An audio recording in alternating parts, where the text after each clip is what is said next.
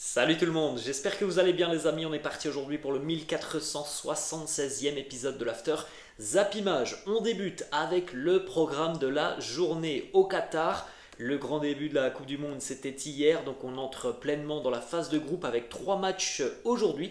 14h, l'Angleterre va affronter l'Iran. 17h, le joli duel de cette journée de lundi entre les Pays-Bas et le Sénégal. Et puis à 20h, match entre les États-Unis et le pays de Galles. C'est parti pour le mondial, hein, les amis. On a quasiment un mois de compétition devant nous. Ça va être, je l'espère, une belle fête du football sur le terrain. On démarre, les amis, du côté de la sélection sénégalaise. Petit déclat du sélectionneur Aliou Cissé qui nous dit: c'est un privilège d'être là aujourd'hui, nous sommes très heureux d'être là, à nous de faire le travail comme nous devons le faire sans aucune crainte ou peur de quoi que ce soit. Nous sommes confiants, nous sommes sûrs de nos forces. Aliou Cissé qui est présent déjà depuis quelques années, hein, maintenant du côté de la sélection. Il était déjà présent en Russie il y a 4 ans. Ça avait été assez douloureux pour les Sénégalais qui avaient été éliminés sur une situation très particulière, hein, lors de la phase de groupe. C'est une sélection qui a très bien travaillé. L'accomplissement avec la Coupe d'Afrique l'année passée, et il est vrai que on attend évidemment du lourd, hein, de la part du Sénégal sur cette phase de groupe, malgré évidemment l'absence de Sadio Mané qui a d'ailleurs laissé un long message sur ses réseaux sociaux et notamment sur son compte Instagram. Il a adressé évidemment des messages de remerciement à toutes les personnes qui l'ont soutenu pendant ces moments un petit peu difficiles. Il a évidemment aussi remercié toutes les personnes qui lui ont envoyé des messages un petit peu partout, et il apporte évidemment son soutien inconditionnel à tous ses coéquipiers qui vont se battre pour lui, mais aussi pour tout un pays, hein, parce que le Sénégal a de grandes et belles ambitions sur ce mondial. Et il est vrai que ce match d'ouverture face aux Pays-Bas, ça va être un match très sympa, hein, pour un petit peu se jauger, que ce soit pour les Lions, mais aussi pour les Oranges des Pays-Bas, qui sont une sélection qui pourrait, pourquoi pas, nous surprendre, hein, lors de cette Coupe du Monde. Petite information d'ailleurs, les amis, du côté des Pays-Bas, c'est Louis van Gaal, le sélectionneur, qui l'a annoncé hier en conférence de presse. Malheureusement, c'est aussi une mauvaise nouvelle pour les Néerlandais, puisque Memphis est forfait pour cette rencontre face au Sénégal, et on devrait aussi retrouver d'ailleurs dans les buts un gardien qui est relativement inexpérimenté. Donc voilà, deux petites informations importantes. On n'aura pas de Sadio Mané côté sénégalais, pas de Memphis côté Pays-Bas. Ensuite, on enchaîne, les amis, donc avec des informations qui concernent le match d'ouverture hier entre le Qatar, pays hôte de cette Coupe du Monde, et l'Équateur, une affiche qui a très rapidement tourné en la faveur des Équatoriens, qui ont été supérieurs, hein, quasiment dans tous les domaines au cours de cette rencontre. Je pense, les amis, que l'on a très bien vu que côté qatari, ça allait être très très compliqué, et que cette sélection du Qatar, malgré toutes les intentions qu'elle peut avoir, elle est tout de même très très limitée techniquement, très très limitée aussi physiquement. Et voilà, ils ont affronté l'Équateur. Il restera maintenant les Pays-Bas et le Sénégal. Donc autant dire que ça sent pas bon, hein, pour les Qataris, pays hôtes, battus 2-0 hier par Ener Valencia et les Équatoriens, très solides sur cette rencontre. Les deux buts d'ailleurs inscrits en première période, l'un sur penalty, l'autre de la tête. Regardez les statistiques, les amis, de cette rencontre qui a été très très très très pauvre. Que 11 tirs, hein, seulement hier sur ce match d'ouverture de la Coupe du Monde. 5 pour le Qatar, 6 pour l'Équateur. Aucune autre rencontre de la Coupe du Monde n'a compté moins de tentatives depuis qu'Opta analyse la compétition, donc depuis 1966. C'est dire si ce match a été pauvre. Après, franchement, l'Équateur a fait le boulot sur la première période en étant supérieur avec un très très bon Valencia. Et franchement, en seconde mi-temps, ils n'ont pas du tout poussé les Équatoriens, mais ce qu'a proposé le Qatar sur cette rencontre, c'est très très limite, hein, c'est très très très léger. Ensuite, on regarde, les amis, avec cette statistique aussi, un côté qatari, c'est difficile quand tu ne cadres pas la moindre frappe sur 90 minutes. Déjà que voilà, tu n'as que 5 tirs, et en plus, il n'y a pas un tir cadré pour les Qataris. très très faible, la sélection haute de ce mondial. Une petite déclat du sélectionneur du Qatar, Félix Sanchez-Ba, qui nous dit nous avons été très imprécis techniquement, on n'a jamais enchaîné 4 passes, on n'était pas équilibré dans la transition, on va essayer de s'améliorer tactiquement et d'être plus solidaire. En deuxième période, le jeu était plus équilibré, mais la vérité c'est que nous n'avons pas non plus tellement approché leur but. Je crois que nous étions loin de ce que l'on peut donner. Aujourd'hui, il y avait beaucoup de nervosité. C'est la Coupe du Monde, la première, on joue devant notre public. Les derniers espoirs du Qatar dépendront donc évidemment de la deuxième journée ce vendredi face au Sénégal. Alors, il y avait certainement aussi cette appréhension, le match d'ouverture sur son sol, devant son public, donc évidemment voilà, des joueurs pas forcément expérimentés dans ce genre de situation. Mais certes, il y a cette nervosité, mais il y a aussi évidemment les amis des lacunes qui sont criantes, hein, côté qatari, et il est difficile d'imaginer le Qatar obtenir des résultats dans ce groupe qui va être compliqué. Les Qataris sont donc devenus la première sélection haute de l'histoire de la Coupe du Monde à perdre pour leur entrée en lice dans la compétition, puisque ça fait maintenant 5 éditions, les amis, que le pays hôte de la Coupe du Monde débute avec le premier match, puisqu'avant 2006, les amis, c'était le dernier champion du monde qui démarrait la Coupe du Monde. Donc depuis 5 éditions, à chaque fois, c'est le pays hôte qui démarre, et à chaque fois, soit il s'était imposé, soit il avait fait match nul, mais il n'avait jamais été battu. C'est une première, donc malheureusement pour les Qataris hier.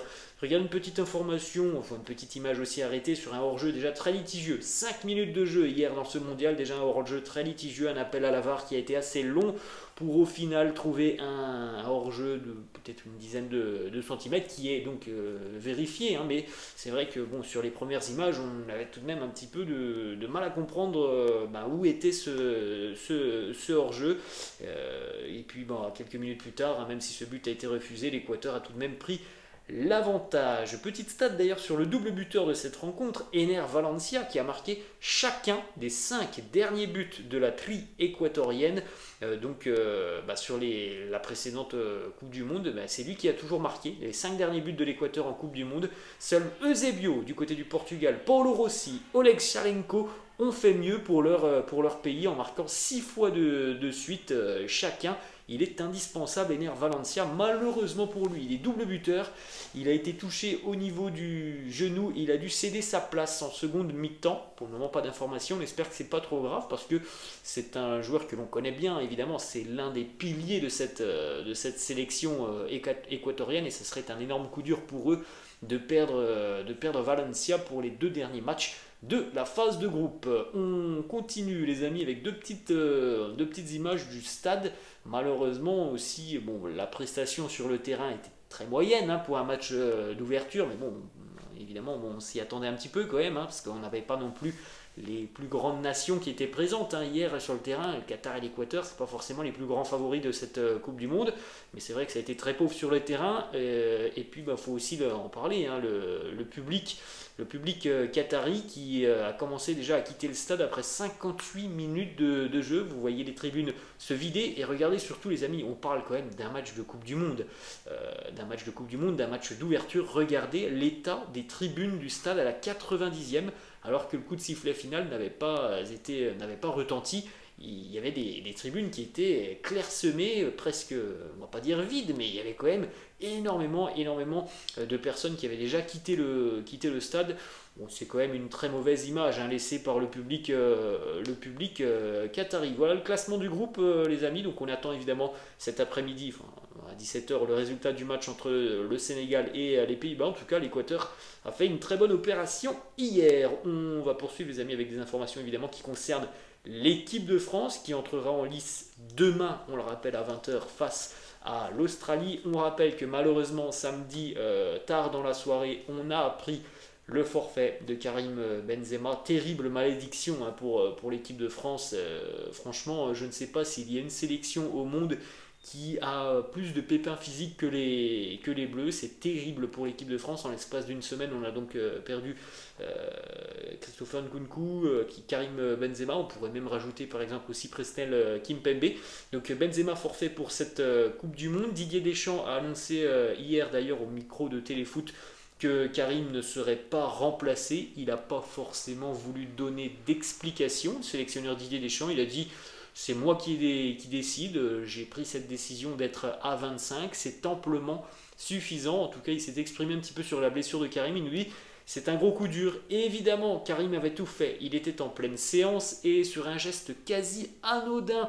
C'est l'autre jambe, la gauche, devant. Et alors que sa précédente blessure du côté du Real, c'était au niveau des ischio-jambiers. Alors peut-être que vous avez vu les images, hein, les amis, de cette blessure de Karim. C'est quelque chose vraiment de très très anodin. Il est en train de faire un petit exercice physique. Il n'y a même pas eu un tir, une accélération ou quoi que ce soit. Il est en train de s'entraîner tout simplement et voilà, il s'est tout de suite tenu un petit peu la cuisse et malheureusement c'est trop grave pour pouvoir disputer ce mondial. Vous avez vu aussi, je pense, le message de Karim sur ses réseaux sociaux. De ma vie, je n'ai jamais abandonné, mais ce soir, il faut que je pense à l'équipe, comme je l'ai toujours fait. Alors la raison me dit de laisser ma place à quelqu'un qui pourra aider notre groupe à faire une belle Coupe du Monde. Donc Karim pensait peut-être qu'il y allait avoir un 26e joueur. Il n'y en aura pas. Didier Deschamps on a décidé autrement.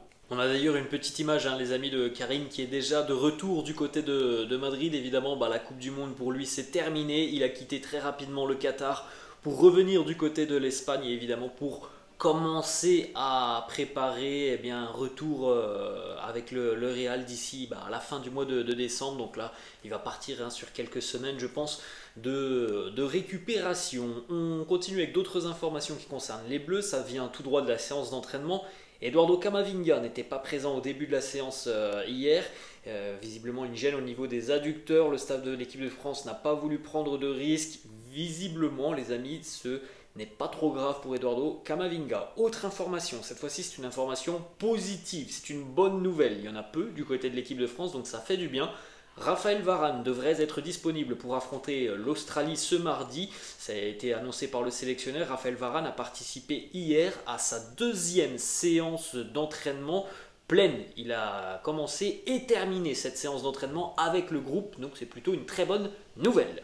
Ensuite les amis, on a quelques déclarations. On démarre notamment avec le sélectionneur Didier Deschamps qui n'a pas voulu se projeter sur la suite de la compétition. Il préfère se focaliser évidemment sur la phase de groupe. C'est tout à fait logique, normal avec un homme comme Didier Deschamps très expérimenté. Il nous dit aujourd'hui on connaît nos 3 adversaires. Avant de penser à des lendemains heureux, pensons à atteindre notre premier objectif, c'est-à-dire se qualifier pour les 8e. Par rapport à tout le contexte qui entoure l'équipe de France, ces blessures, cette préparation particulière pour le groupe, évidemment les amis, je pense que la phase de groupe ne va pas non plus être un parcours de tout repos pour les Bleus. Donc avant de penser aux 8e, concentrons-nous évidemment sur la phase de groupe.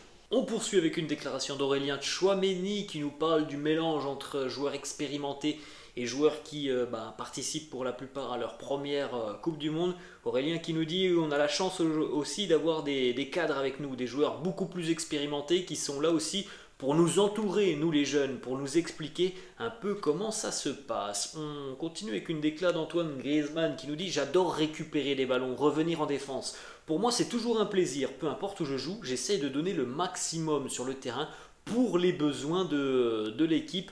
On pourrait voir notamment un Antoine Griezmann avec un rôle de relayeur ce mardi face à l'Australie. Une petite déclaration aussi d'Olivier Giroud sur l'importance de Kylian Mbappé. Il nous dit par rapport à 2018 où il était le petit jeune qui arrivait, il a beaucoup plus d'expérience, il a un certain statut et donc oui, on compte beaucoup sur lui. Une dernière information concerne l'équipe de France, c'était hier sur Téléfoot.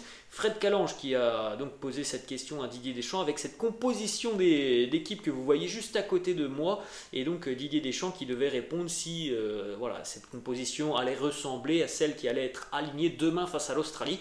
Réponse de Didier Deschamps, si j'étais à l'école, je vous dirais que vous avez une bonne moyenne par rapport à votre composition probable. Donc voilà, ça c'est la réponse de Didier Deschamps. Donc la compo proposée par Téléfoot, c'était Lloris avec Konaté, Varane ou Upamecano en défense, Lucas Hernandez à gauche, Pavard à droite, Rabiot, Tchouaméni, Griezmann au milieu de terrain, Mbappé, Giroud et Dembélé en attaque. On termine les amis avec quelques petites informations. Premièrement du côté de la Belgique, mauvaise nouvelle pour les Diables Rouges qui vont affronter le Canada lors de la première journée. Romelu Lukaku est forfait pour au moins les 2 premiers matchs de la sélection belge. En ce qui concerne l'Argentine qui entrera en lice demain à 11 h du matin, l'Argentine va affronter l'Arabie Saoudite. Petite information importante, Léo Messi n'a affiché aucune gêne sur la séance de ce dimanche et il devrait donc être apte et disponible pour l'Albi Céleste pour affronter les Saoudiens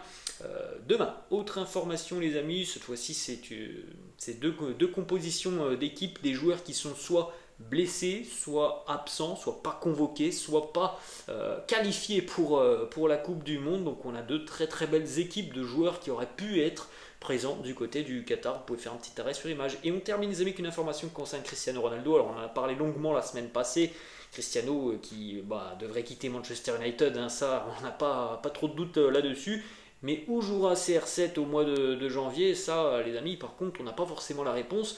Selon le quotidien Sport, quotidien, on le rappelle, espagnol pro Barça, Cristiano s'est offert au Real Madrid pour un contrat de 6 mois pour pallier notamment à la blessure de Karim Benzema. Je rappelle, les amis, ça vient du quotidien Sport, quotidien pro Barça. Je ne suis pas sûr que le Real envisage un retour de Cristiano. Voilà les amis, la fin de cette vidéo. J'espère que ça vous a plu. N'hésitez pas comme d'habitude à lâcher un petit pouce bleu. N'hésitez pas non plus à vous abonner à la chaîne. Et puis surtout les amis, profitez bien de cette Coupe du Monde. Je vous laisse les amis et je vous dis à la prochaine. Ciao.